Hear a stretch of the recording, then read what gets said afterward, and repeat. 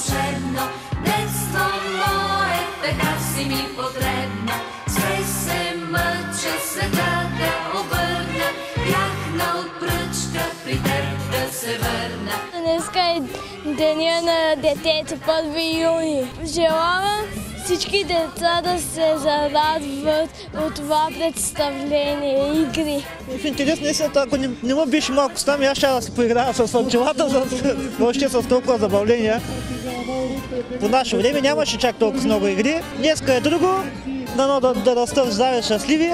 Това се пожелаваме ние.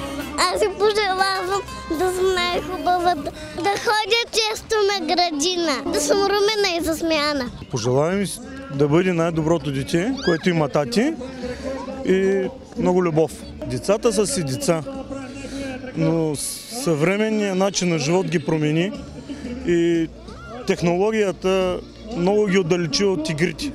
Не от електронните игри, от играта, която играехме ние на времето. Ние обичахме да караме колелета, обичахме да се парсаляме, обичахме да играем на гоненица, не се е променило много. Не съм тук, защото имам поразни. Пожелавам си да имам колело, да съм жив и здрав. Ние имаме 3 дечица, да се похваля, и си ги обичаме и не може да се разделим с детството. Значи то си върви заедно с нас. Аз си ги обичам, ние си растем заедно. Те си растат и ние си растем заедно. Днешният празник е празник и на родителите и на децата заедно. И да сме здрави и да бъдем в бъдеще все така здрави и усмихнати. Пожелавам си да имаме повече игри, а не да се застояваме на компютрите и на телефоните, защото те ни променят. По-е хубаво да бъда дете, а не възрастен. Ох, не ми припомняйте детството, моля ви. Абе, детството си е детство, трябва да е хубаво. Да, винаги е по-голямото дете.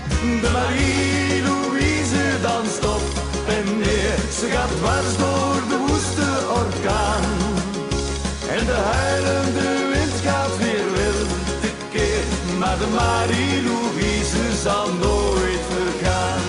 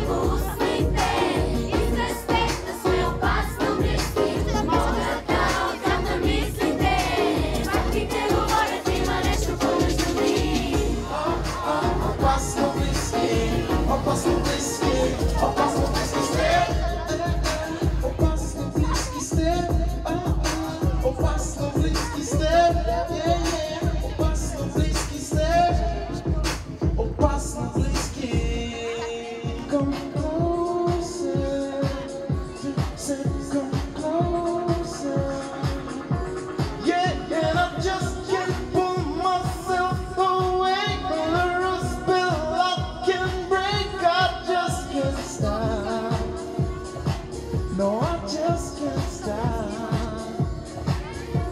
Yeah, and I just can't pull myself away from a spell I can break. I just can't stop.